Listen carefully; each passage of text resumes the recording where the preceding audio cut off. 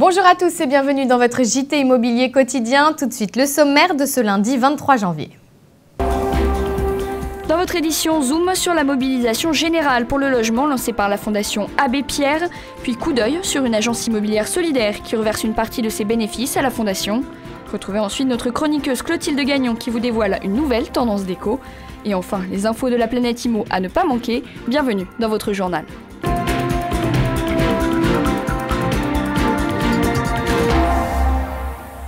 Et on commence ce journal avec un appel à la mobilisation. La Fondation Abbé Pierre a fait du logement un de ses axes prioritaires, un vrai problème de société. Cyril Hugo. Mobilisez-vous. Oui. L'hiver arrive, des milliers de personnes sont dans la rue, sans abri. Il faut les aider. Il faut agir.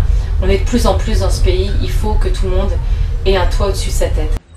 Marie Calter, Nolwenn Leroy, Agnès B et tant d'autres. Nombreuses sont les personnalités ayant répondu favorablement à la mobilisation générale pour le logement 2012. Une initiative lancée par la Fondation Abbé Pierre et menée de concert avec d'autres associations comme Emmaüs ou le Secours catholique. Une mobilisation loin d'être anodine, comme l'explique Patrick Doutreline, délégué général de la Fondation. L'idée de lancer une mobilisation générale pour le logement coïncide bien sûr avec l'élection présidentielle. C'est-à-dire qu'on sait depuis quelques élections, que ce soit il y a 15 ans, ou 10 ans ou 5 ans, que le logement est souvent un des éléments maltraités des campagnes présidentielles, alors que c'est un problème pour nous de société majeure. Pour ce faire, la Fondation Abbé Pierre compte sur le soutien de ses nombreux parrains et notamment d'Éric Cantona. Le peut-être futur candidat à la présidentielle a fait le buzz avec sa demande des 500 signatures, mais il a surtout voulu alerter politique et grand public sur le mal-logement, un problème récurrent touchant jusqu'à 10 millions de foyers en France. C'est pas seulement un problème de financement, c'est pas seulement un problème de 300, 350 000 ou 400 000 logements par an, c'est un problème de choix politique. On sait par exemple que le pouvoir d'achat va être très certainement un point fort de cette campagne, et le plus important dans le pouvoir d'achat qui est le logement, on le fait comme s'il y avait quelque chose d'un peu d'inéluctable. Et nous, on n'est pas d'accord avec cette idée-là. Si une pétition compte déjà plus de 105 000 signatures, c'est aussi parce que cette mobilisation repose sur quelques thèmes et mesures phares, parmi lesquels la régulation des prix de l'immobilier ou encore un programme de construction de logements. Ceci afin de combler les 900 000 habitations manquantes en France. Un programme qui aurait certainement plu à l'Abbé Pierre.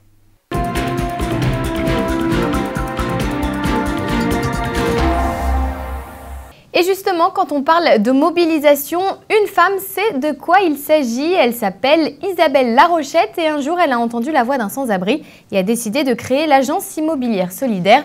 Les détails de cette belle histoire avec Anthony Alpern.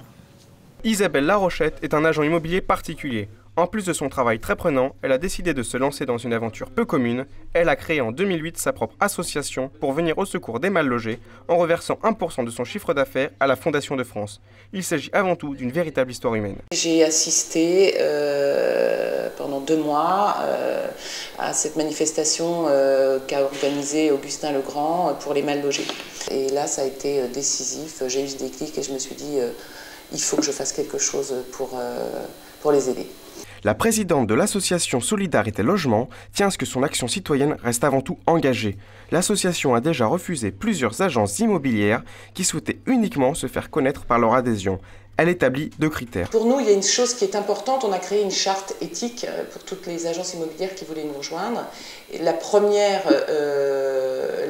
aujourd'hui, c'est de respecter la loi Hoguet, d'être un professionnel avant tout. Et l'autre point très très important, c'est de ne pas faire de démarche commerciale avec ce label. L'association parrainée par Ariel Massenet est en pleine expansion avec une centaine de membres engagés. Elle commence même à se développer à l'étranger avec des approches suisses et belges. Pas de quoi cependant satisfaire Madame Larochette, qui voit chaque jour le rôle de son association toujours plus nécessaire.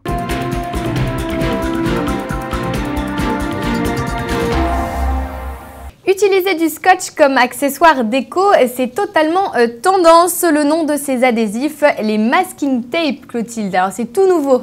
Et ça fait un tabac au Japon et enfin ça y est, ils arrivent en France.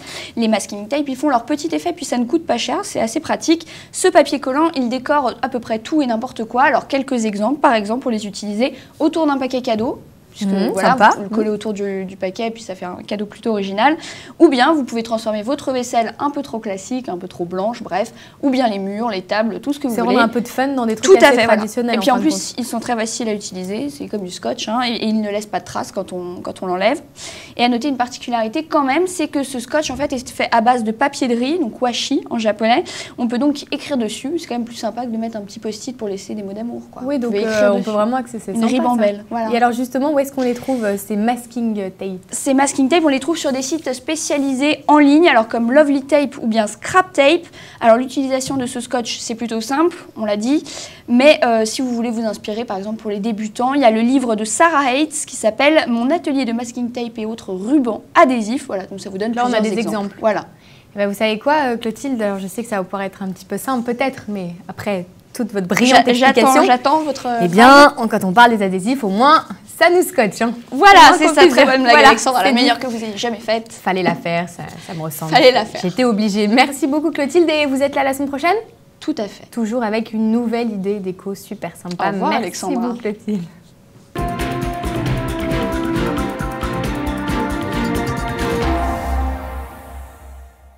Et avant de se quitter, toutes les infos de la planète Imo à ne pas manquer, c'est dans notre Tout en Images et c'est parti.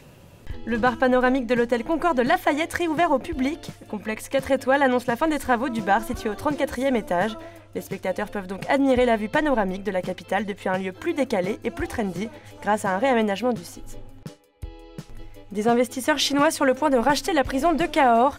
La maison d'arrêt considérée comme la plus ancienne de France pourrait devenir un hôtel de luxe. Elle devrait fermer d'ici la fin de l'été et donc être revendue par l'État. Un projet qui crée la polémique dans la région du Quercy. Une maison de 600 mètres carrés à Louveciennes dans les Yvelines, créée par l'architecte Jacques Couel en 1994, actuellement mise en vente pour 2 900 000 €. Au cœur d'un jardin de plus de 5000 mètres carrés, la bâtisse offre un intérieur de 600 mètres carrés ouvert sur une piscine. Cette demeure dans un décor naturel réussit donc le pari d'être à la fois fonctionnelle et hors du temps.